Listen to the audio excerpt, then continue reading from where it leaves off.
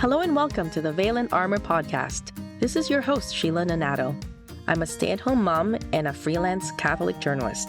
Seeking the guidance of the Holy Spirit and the inspiration of Our Lady, I strive to tell stories that inspire, illuminate, and enrich the lives of Catholic women to help them in living out our vocation of raising the next generation of leaders and saints. Please join us every week on the Veil and Armor podcast, where stories come alive through a journalist's lens and mother's heart.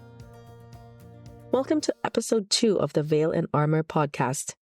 Today we have the exclusive first interview with Tammy Peterson, cancer survivor, podcaster, social media influencer, and opening speaker at her husband, Dr. Jordan B. Peterson's We Who Wrestle with God World Tour. In the fall of 2023, Mrs. Peterson sat down with me at Kintor College for a freelance article I was writing, where she told me the miraculous story of her healing from terminal cancer and her amazing conversion to the Catholic faith. I still get goosebumps every time I hear this interview. Please have a listen. I was always a fairly healthy person. I had regular problems like other people have, digestive troubles and aches and pains, but I had been athletic and pretty active, and I always tried to eat right. So I was pretty healthy, and I started to get arthritis in probably about 2015, something like that. Arthritis in my wrists and arthritis in my knees. And by the time 2017 came along, where my husband started speaking publicly and we started traveling, I was getting to the point where I couldn't walk up and down stairs anymore. And I couldn't even put barrettes in my hair because my wrists hurt so much. And I had changed my diet quite a bit by then. You know, when I was about 40, I realized that if I ate gluten, it made me so sleepy that when my kids were little babies, I would just lay on the couch. I'd be so sleepy. And sometimes I'd just get my shoes to put my shoes on before I left, and I'd fall asleep putting my shoes on. Mm-hmm. And I didn't know that it was food that was causing this. But one morning, my son made me whole wheat pancakes. And afterwards, I went to work on my computer, and I was just barely being able to stay awake. And then at lunch, my daughter made whole wheat pasta. So I had 2 wheat meals, and after lunch, I was so tired, I just really literally passed out for 2 or 3 hours. And I woke up and I thought, because I'd given up meat, I'd given up sugar. I tried different things. I thought, it's got to be wheat. And so I just went through my kitchen, and everything that said wheat on it, I threw it away. And actually the next morning I got up and I was less tired. One day without those things. So I had started to kind of find my way to health. And so I was eating kind of a ketogenic diet, low in carbohydrates. And I was doing pretty well. And I went on tour with my husband. And my sister invited me to go to Croatia on a walking tour in 2018 in May. And it was January. And I was having trouble walking. And she wanted to go, and I wanted to go with her. But I said, can you organize this for somebody who's 70? Because I don't think that I can do anything for somebody who's 55 or whatever I was. Right around then, we were in London. My daughter called me and she said, Mom, I've given up, because all we were eating by that time was salad and meat. We were down to salad and meat. Okay. She said, I've given up the salad and all I'm eating is meat and my arthritis is going away. And I thought, really? So I gave up. All I was eating was lettuce and olives and some vinegar and oil, and I think cucumbers. I gave that up. I was just eating meat, and within 2 weeks, my knees started to loosen up. They never really healed for about 2 years, but they started to loosen. And so I went on this walking tour in May. And when I came back, about 2 weeks after I got back, I had a fever, and my digestion just got terrible.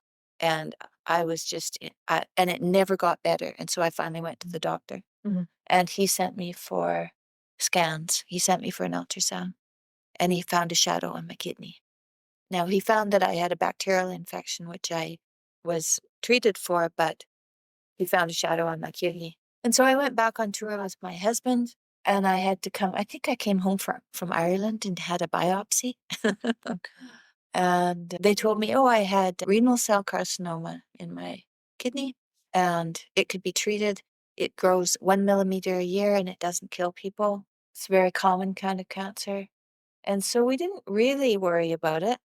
It was on my mind, obviously, but I wasn't overwhelmed with it. So at the beginning of March, we finished our tour and we did kind of cut it short. We'd been in Australia. We were going to go to South Africa and we didn't. We came back. We went to California for a weekend and then I came home and I had surgery. They took half my kidney out and I went home and started to heal and I did a lot of walking and my family came.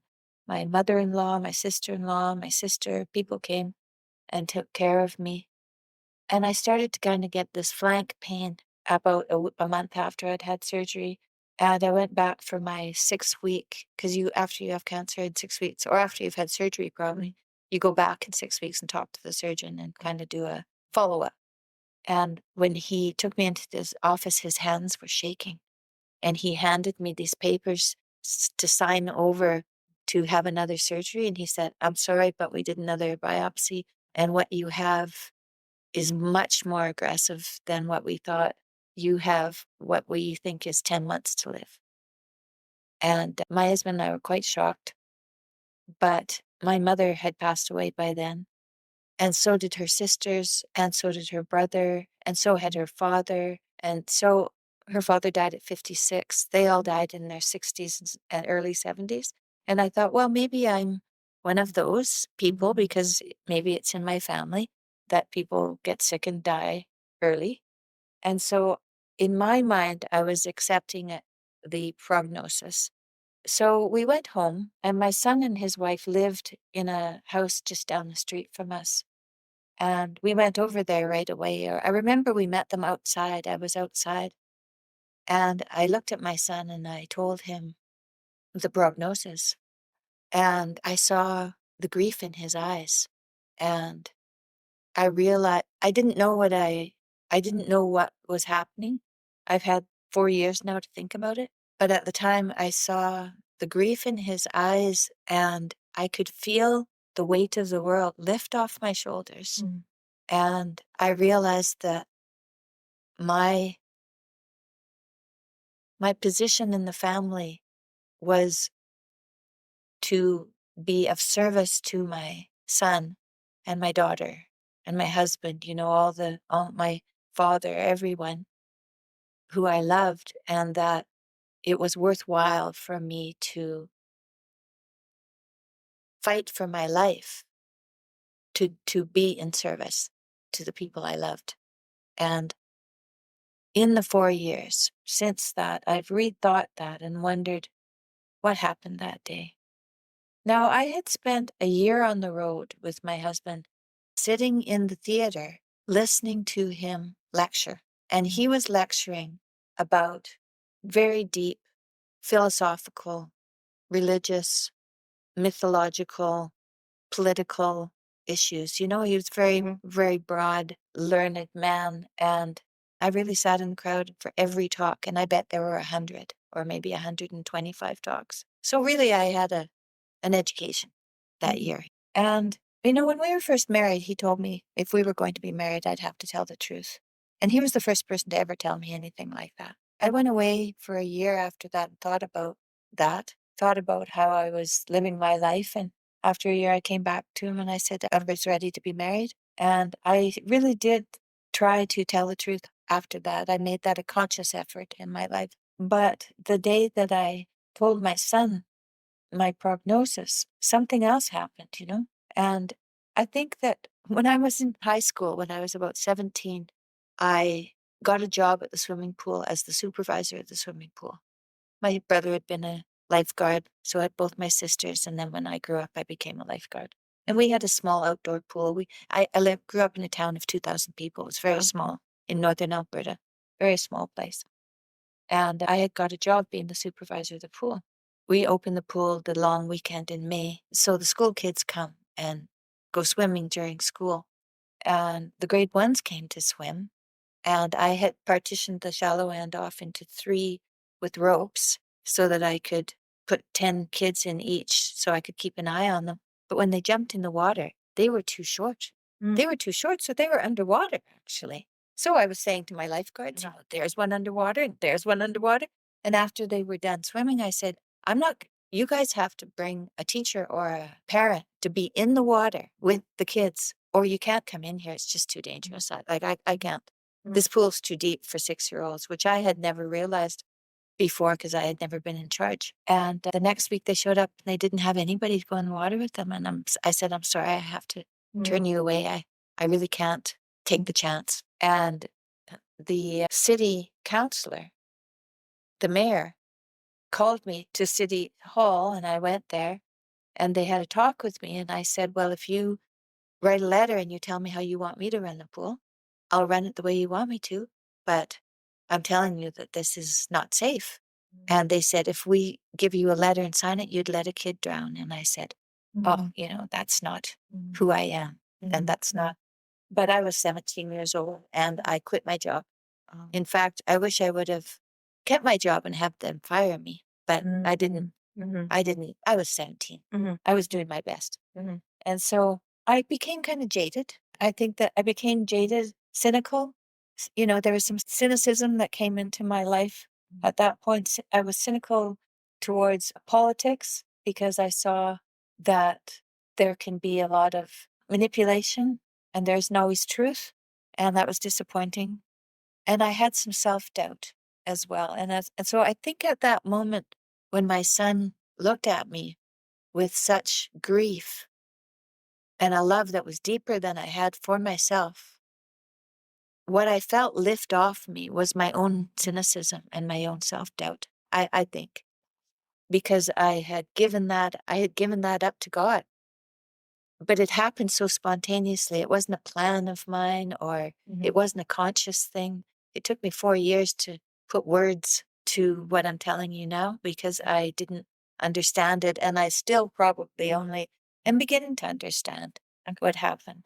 And then I went to the hospital. Queenie came to the hospital. She brought a rosary. And I began to pray the rosary with her at 10 a.m. every morning for 5 weeks. She came and prayed the rosary with me. I had had surgery. The surgery went well, but they took out all the lymph and the rest of my kidney, and they left a leak in my lymph, and they couldn't find the leak. So I just felt my feet swell up and then my legs swell up. And I went to the hospital and they siphoned off 9 liters of fluid. Like all my bodily fluids were leaking into the interstitial spaces, and they couldn't find the leak. So I was at home for quite a while trying to manage this by not eating any fat because they told me if I didn't eat any fat, maybe the lymph could rest and it would maybe heal. But I just continued to get weaker and weaker and weaker. A nurse came every day and siphoned a liter of fluid off of me. But I wasn't getting any nutrition, I don't think. It was just leaking into my system. And the surgeon was very good. He saw me, I can't remember if it was weekly or bi-weekly, but he kept seeing me. And they didn't really know what to do with me because they couldn't find the problem.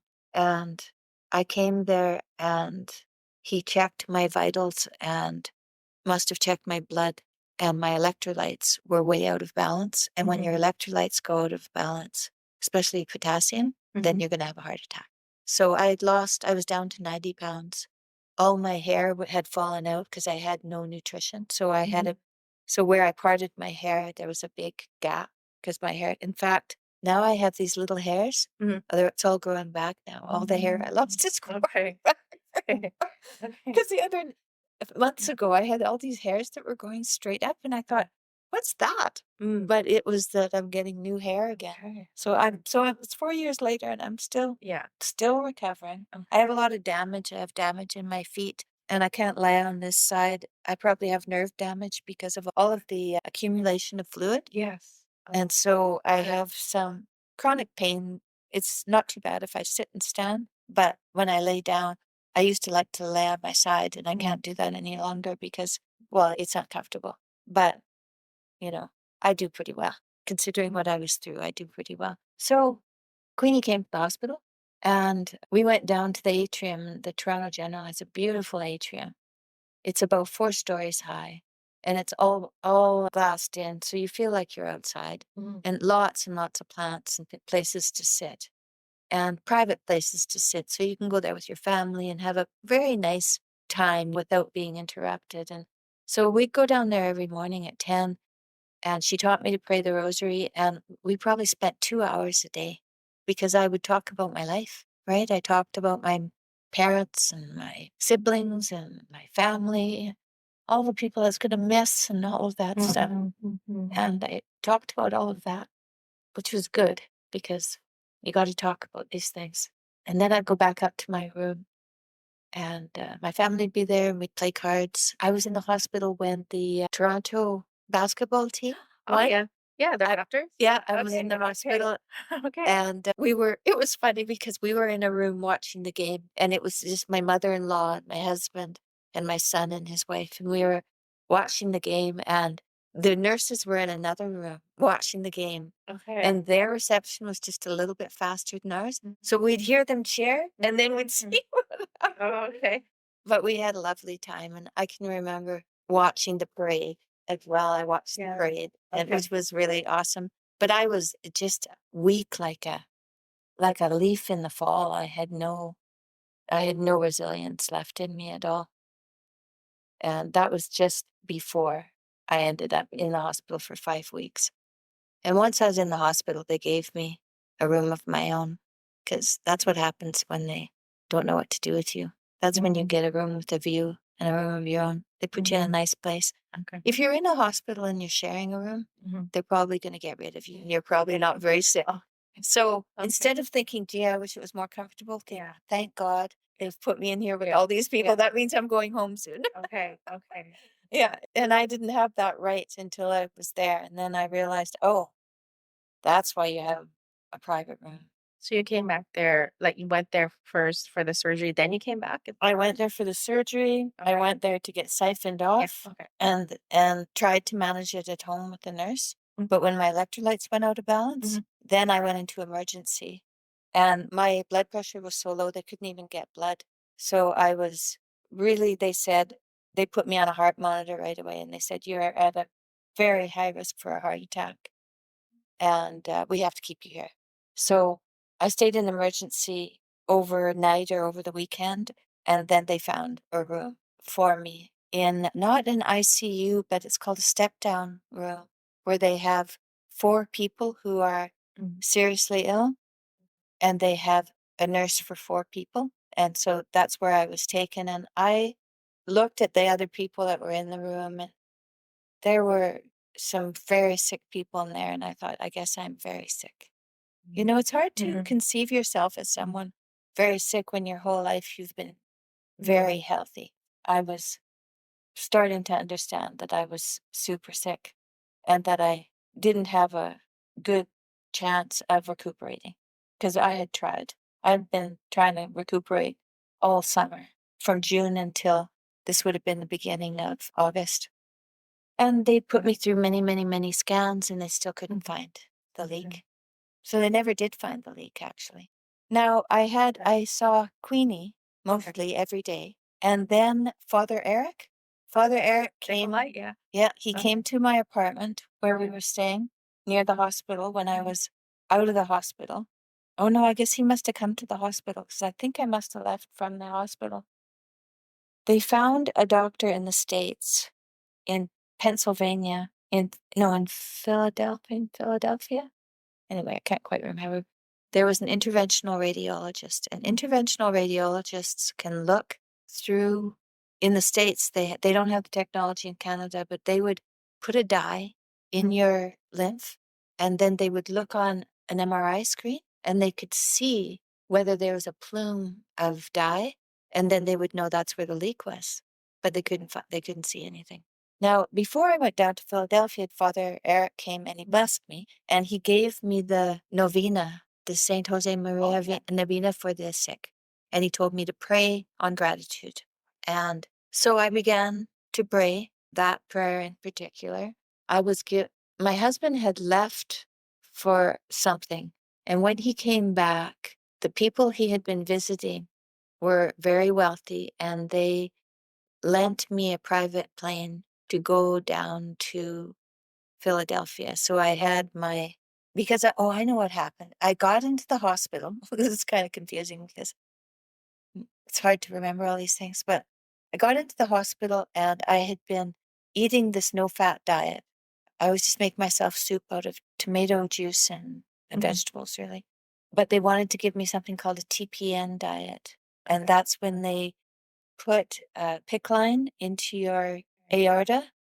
Wow. And they put nutrition into your heart. And so I had been in the hospital after coming out of the intensive unit, the step down unit. They put me in my own room, and then they hooked me up with this TPN diet. And what it does is it feeds you for, I think it feeds you for 12 hours or something. So, or 8 hours at night. Usually what people do, and people live on this TPN diet. Like there was a surgeon in the hospital who'd had a TPN diet for 25 years. So he'd go home at night and he'd hook up this nutrition in a bag. It would filter in at night, and then he would work all day and not eat at all. Oh. And so you can actually live like that, which was a new thing for me. So I had this TPN diet, and after 3 days of getting that nutrition straight to my heart, I woke up. You know, I had been awake, but I'd been kind of in a dream state because my vitals were so out of whack that I really wasn't very with it. So 3 days later, I woke up and I thought, okay, I'm awake and aware of what's going on. And here I am in a private room with an IV pole and a TPN PICC line, and they don't know what to do with me. Luckily, I had Queenie there, because I tell you, the prayers, they sustained me. I was so cold at night. I was 90 pounds, and it was July or August, right? It was very hot outside. I wore, what do you call that? That's really nice, soft wool. Cashmere. They got me cashmere sweatpants, and my son gave me his hockey socks, and I wore a cashmere toque, and my sister-in-law, she's a nurse, she bought me a comforter to put over top of the hospital covers. And I slept with a hot water bottle, and then I would be warm enough, because I was just absolute, I had no, because I was not getting any nutrition, and I had no body fat. You could see my ribs, like my shoulder blades stuck off my back. I had no cheeks left. My breasts were sunk. My bum was gone. You know, I just lost everything. So I had no heat, but with the hot water bottle and all of this, I could comfortably kind of sleep. But at night, I would pray the Lord's Prayer. I'd wake up at night and I would just pray the Lord's Prayer. I just prayed the Lord's Prayer until I went back to sleep. I didn't allow myself to worry. I didn't allow myself to fret or to fantasize about anything. I just prayed. I pretty much prayed all night long unless I was sleeping. So I prayed when I was awake at night. And during the day, I did the same thing. I prayed the Rosary in the morning, and then they would take me for scans because they were looking for the leak. So they would scan me quite often. And some of the scans were very, very uncomfortable. And I would pray the Lord's Prayer, and that would alleviate some of the pain. Yeah, I seemed to be able to tolerate the pain with the prayer, but I had to be like really immersed in the prayer. If I was very immersed in the prayer, then whatever else was happening to me, I could endure. So I think it would have been without this, like without this faith that I had found, and without this practice of prayer, you know, I was really pretty at peace. My family was quite amazed because it never, I didn't feel hopeless. I didn't know how things were going to go, but the cancer seemed to be gone. They got the cancer. They didn't think they would get the cancer because no one had ever survived this type of cancer. It was called a Bellini tumor. And Bellini tumors are very aggressive, and they usually find them after people have died. Oh, wow. Because they are so fast, they just metastasize. But I told you I've been changing my diet, and I've gone back to meat. Yes, okay. And cancer grows on carbohydrates, and I wasn't eating any carbohydrates. So it slowed down the progression of the illness. So they managed to catch it. They managed to catch it and they took out the cancer, but then there was a complication and I had a leak. So that's why I ended up being in the hospital for so much longer, is because I had a leak, not because I had cancer. They didn't even offer me chemotherapy or radiation or genetic therapy or anything, because they said this type of cancer has killed everyone and there is no treatment for it. So it was an anomaly. And my husband was so sad, he was so worried about me. And I told him, I'm going to get, I didn't exactly think I was going to get better, but I said, I will be better on our anniversary. And our anniversary is the 19th of August. And I told him that, I don't know how early, sometime in July, or maybe at the beginning, yes, or in June or July, I told him that I was going to get better. It was after my surgery, and my surgery was June 25th or something like that. My first surgery was May 8th, and my second surgery, I think, was June 25th. And of course, I had a complication that became apparent within a couple of weeks of me going home, because my feet started to swell. And I called the hospital. I said, my feet are swollen and my legs seem kind of swollen. They said, well, you had a very radical surgery, it's normal. And I was like, okay, this doesn't seem normal to me. So then I went to my doctor's appointment on Tuesday. He was like, that's not normal. So that's when they took charge of everything. But I'm pretty sure I'd have to ask Jordan when I told him that, but my kids know too. I told him at least a month or two before our anniversary that I was going to get better on our anniversary. So we went down to Pennsylvania and I took the novena and I was praying the novena, and I went through my first intervention where they just poked me with needles looking for this leak. When I got up the next day, I could just see little needle marks everywhere, but they couldn't find it. And so then they were preparing me for the next intervention, which would mean they were going to open me up and look. And the lymph is like a spider web in your body. How do you find something in there? It's like a spider web. Like there's nothing to it. It's just like these tiny little vessels that wrap around blood vessels, and they wrap around your muscles, and they take out toxins from the blood, right? And they take it back to your heart, and then it's taken out of your system. That's how the lymph works. But so they were going to actually try to find this, and they weren't finding it. It was impossible. So we were down in Pennsylvania, and I was praying the novena, and I was on day 5. So there's 9 days of prayer, and they had been giving me food again. Once I had that, they'd been giving me food, but no fat, right? Because fat makes the lymph work, and they didn't want the lymph to work. And so it's fat in your diet that the lymph is straining and metabolizing and stuff for the lymph to work. And they told me that, so I had a little bag, because they put a PICC line in my belly to siphon off this fluid. And I'd been carrying this bag then for a couple of months, and it was just the color of urine, really. It was just yellow, And they told me that if I ate fat, that the yellow fluid would become cloudy, because that would mean that fat had come into the lymph. And if it was leaking into my system, then it would go into this bag, and I would be able to see that my lymph was still leaking. And so on the 4th night, I thought, I'm going to eat some fat and see how I'm doing, because, well, they're going to cut me open tomorrow anyway, right? Okay. So I might as well look. So I think I had an egg with the yolk and the white, because I hadn't been eating the fatty part. And the next morning I was having breakfast, and an intern came out, and the head nurse, and they came up to my table and they said, well, we're going to be prepping you for surgery, but I think before we do that, you should eat some fat, and we'll look at what's going on. And I said, well, I ate some last night. And they said, oh, well, let's see the bag. And I pulled out the bag, and it was clear. And they said, it's clear, and you ate some fat. And I said, yeah. And he said, well, then you're better. It closed on its own.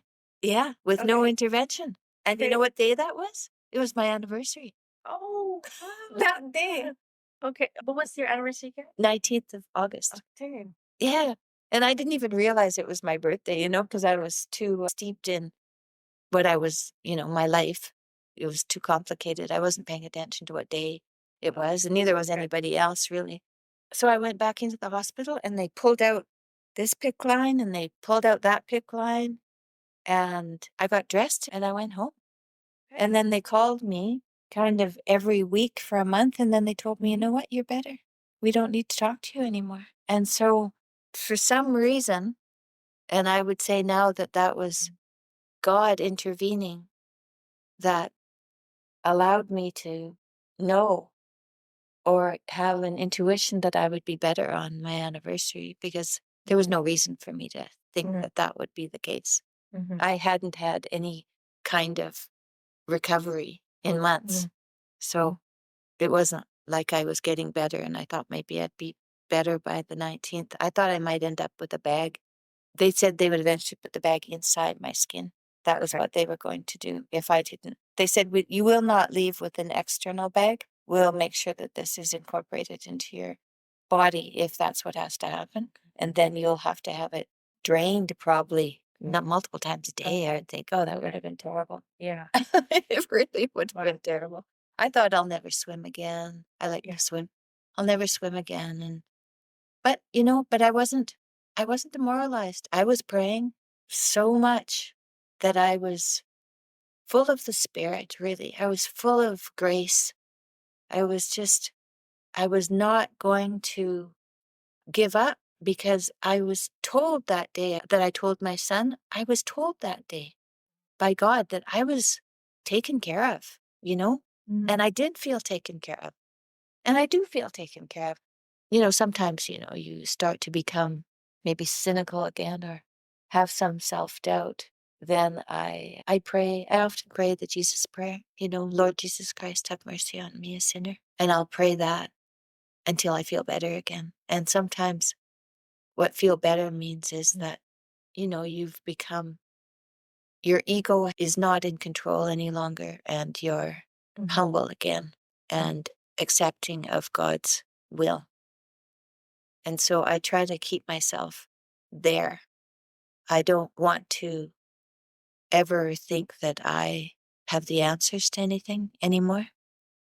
I know that I don't. I tried to. That didn't work. I mean, all the things I did. I went to university, I got married, I had children. I had a career, I was a massage therapist. I helped lots of people. I was told I was a good massage therapist, so I was helpful to people.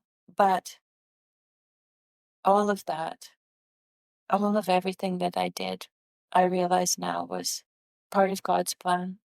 That whatever I thought that I was in control of, I really wasn't. I really wasn't in control of anything. And the more I think I'm in control of things, the more dire my life becomes. And the more difficult my relationships become. My kids have said that I've changed, that I'm so much easier to get along with. Thank you for joining me today. That was the first part of the interview. Join me for part 2 of the interview with Tammy Peterson in episode 3 of the Veil and Armor podcast. Thank you and God bless. Thank you for listening to the Veil and Armor podcast. I invite you to share this with another Catholic mom today. Please subscribe to our podcast and YouTube channel, and please spread the word. Let's be brave. Let's be bold. And be blessed together.